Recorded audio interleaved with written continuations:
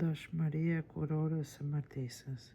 Si u kthui Jezusi këto fjalime, doli prej Galileës e erdhi në krahinën e Judeas, më anë Jordanit. Ju vun mbas një shumicë e madhe njerëzish e I shëroi atje.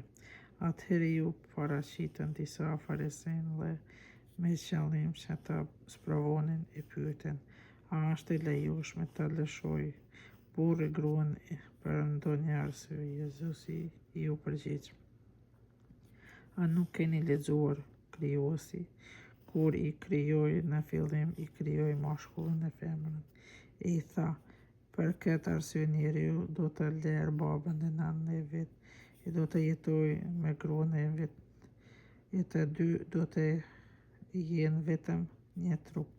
Kështu ata nuk janë më dy, por një trup I vetëm. Prandaj çka hyj bashkoi njeriu të mos e ndaj. Por ata vijuan. E përse atëherë Mojsiu urdhëroi t'i jep letërndarjen e të lëshohet? Ai ju përgjigji: Mojsiu ju lejoi t'i ndaj gratë tuaja për shkak të karakterit tuaj të pallendur, por në fillim nuk ka qenë ashtu. Kurse unë po ju them, kush e lëshon gruan e vet, përveç në raste fllëkshtisë, e martohet me tjetrin grua kur bën kurorthyerjen, por edhe ai që martohet me gruan e ndarë bën kurorthyerjen. Njerëzit I thanë: nëse qenë ka e tillë gjendja e burrit ndaj gruas, atëherë është më mirë të mos martohet njeriu. Ai ju përgjigj: se kuptojnë të gjithë këtë fjalë, por vetëm ata që morën dhuratë këtë kuptim. Sepse ka njerëz që janë që nga barku I nënës të pafat për martesë.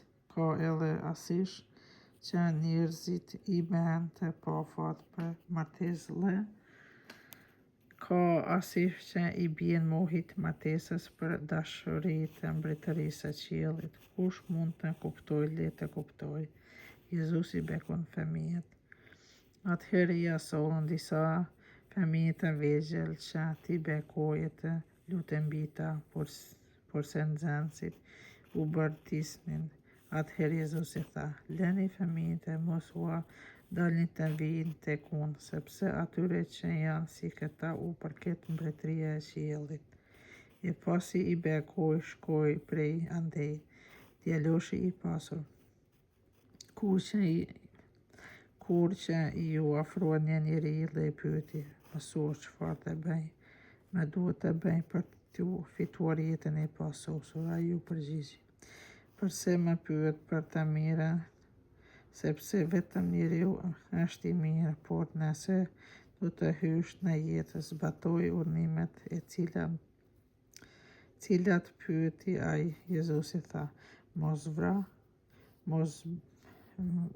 mos the kurorën, mos vjedh, mos bëj dëshmi në rrend, ndero babën e nënën tënde dhe duaj të afërmit tënd por si vetveten. Djaloshi I tha: të gjitha këto I kam zbatuar, çka më mungon tjetër? Jezusi ju përgjigji: nëse do të jesh I përsosur, shko, shit çka ke, fal juskamnorëve, ke për të pasur vizar në qiell, pastaj eja e më ndiq mua. Por kur djaloshi I dëgjoi këto fjalë, shkoi I trishtuar, sepse kishte pasuri të mëdha. Atëherë Jezusi I tha nxënësve të vet: për të vërtetë po ju them, vështirë do të hyjë I pasuri në mbretërinë e qiellit. Prap po ju them, është më lehtë të përshkohet devja nëpër vrimën të gjilpërës se I pasuri të hyjë në mbretërinë e hyjë.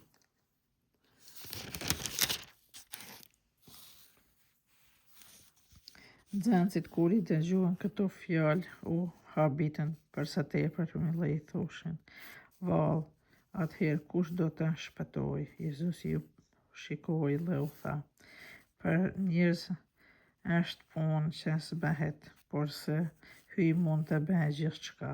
Atëherë Pietri mori fjalën dhe i pyeti që në lam çdo gjë dhe erdhen pas tejet, çka prapë do të fitojmë. Jezusi i tha, për të vërtet po ju them, ju që erdhet pas meje në ripërtrirje të botës, kur biri i njeriut të arrijë mbi fronin e lavdisë vet, edhe ju do të rrini mbi 12 fronë dhe do të gjykonin 12 fiset e Izraelit.